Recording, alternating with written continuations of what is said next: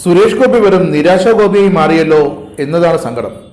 വയനാട് ദുരന്തമുണ്ടായിട്ട് 5 ദിവസമാകുന്നു. ഡൽഹി പാർലമെന്റിൽ നിന്നും കേന്ദ്ര സഹമന്ത്രി സുരേഷ് ഗോപി എത്തിയത് ഇപ്പോൾ മാത്രം, ഞായറാഴ്ച. കേരളം എന്തെങ്കിലുമൊക്കെ പ്രതീക്ഷിച്ചു കേന്ദ്ര സഹമന്ത്രിയുടെ പ്രഖ്യാപനമായി. പക്ഷേ ഒന്നും നടന്നില്ല. വെറും നിരാശ മാത്രം വിളമ്പി ദുരന്ത മേഖലകൾ സന്ദർശിച്ച് കാഴ്ചകൾ കണ്ട് ഒരു ദുരന്ത ടൂറിസം നടത്തി സുരേഷ് ഗോപി മടങ്ങിപ്പോയി. ഇതുപോലെയാണ് കഴിഞ്ഞ ദിവസം ലഫ്റ്റനന്റ് കേണൽ നടൻ മോഹൻലാൽ എത്തിയത്.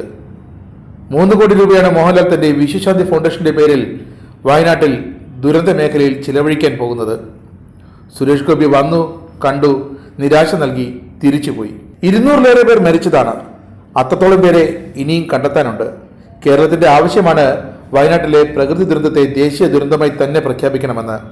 അത് വയനാട്ടിലെ ദുരന്ത ബാധിതർക്ക് വേണ്ടിയാണ്, അവരുടെ ആശ്വാസത്തിനും ഉന്നമനത്തിനും പുനരധിവാസത്തിനുമാണ്.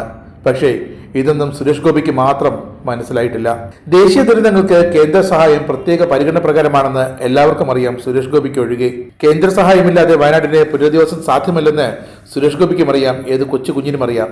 എന്നിട്ടും സുരേഷ് ഗോപി വയനാട്ടിലെ ഉരുൾപൊട്ടലുണ്ടായ മുണ്ടക്കൈ, ചുരൽമല, പുഞ്ചിരിമറ്റ പ്രദേശങ്ങൾ സന്ദർശിച്ച് പ്രഖ്യാപിച്ചത് വെറും നിരാശ മാത്രം. പരിശോധിക്കട്ടെ, വയനാട് ദേശീയ ദുരന്തമായി പ്രഖ്യാപിക്കണമെങ്കിൽ അതിന്റെ നിയമവശങ്ങൾ പരിശോധിക്കണം. ഇതൊക്കെയാണ് സുരേഷ് ഗോപി വിളമ്പിയത്.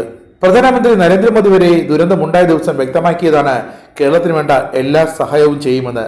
എന്നിട്ട് സുരേഷ് ഗോപി എത്തിയപ്പോൾ കേരളം പ്രതീക്ഷിച്ചു ഔദ്യോഗികമായി എന്തെങ്കിലുമൊക്കെ പ്രഖ്യാപിക്കും, എന്തെങ്കിലുമൊക്കെ അറിയിക്കുമെന്ന്.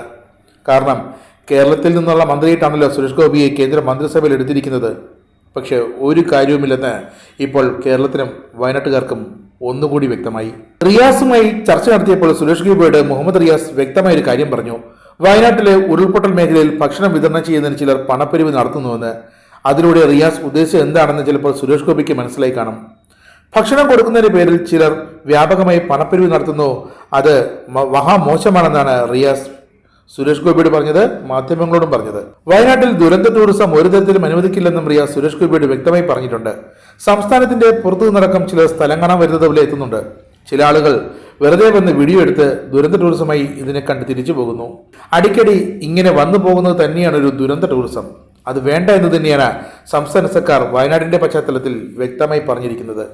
അത് ആരായാലും അവർക്കെല്ലാം ബാധകവുമാണ്. വയനാടിനു വേണ്ടി മനസ്സ് നിറയെ എന്തെങ്കിലും ചെയ്യുന്നവരെയാണ് വയനാട് ഇപ്പോൾ വേണ്ടത്. രാഹുൽ ഗാന്ധി അടക്കം വയനാട്ടിലേക്ക് പുനരധിവാസത്തിനും വീട് വെച്ച് നൽകുന്നതിനും നിർദ്ദേശങ്ങൾ നൽകിയിട്ടുണ്ട്, വാഗ്ദാനങ്ങൾ നൽകിയിട്ടുണ്ട്. 100 വീടുകളാണ് രാഹുൽ ഗാന്ധിയുടെ ഉറപ്പ്. കർണാടക സർക്കാരിനെ കൊണ്ട് രാഹുൽ ഗാന്ധി ഒരു 100 വീടുകൾ കൂടി വയനാട്ടിൽ പണിത് നൽകും. തീർന്നിട്ടില്ല, കേരളത്തിലെ കോൺഗ്രസുകാർ 100 വീടുകൾ വെച്ച് നൽകുമെന്ന് പ്രതിപക്ഷ നേതാവ് വി ഡി സതീശനും മുഖ്യമന്ത്രിക്ക് ഉറപ്പ് നൽകിയിട്ടുണ്ട്.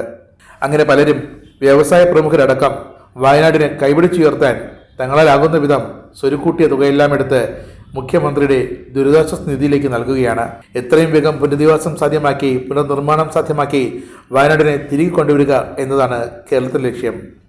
അതിനുവേണ്ടി ഒപ്പം നിൽക്കേണ്ട കേന്ദ്രമന്ത്രിമാർ, അവർ ഏത് പാർട്ടിയിൽപ്പെട്ടതായാലും അവർ കേരളത്തിനൊപ്പമാണ് നിൽക്കേണ്ടത്.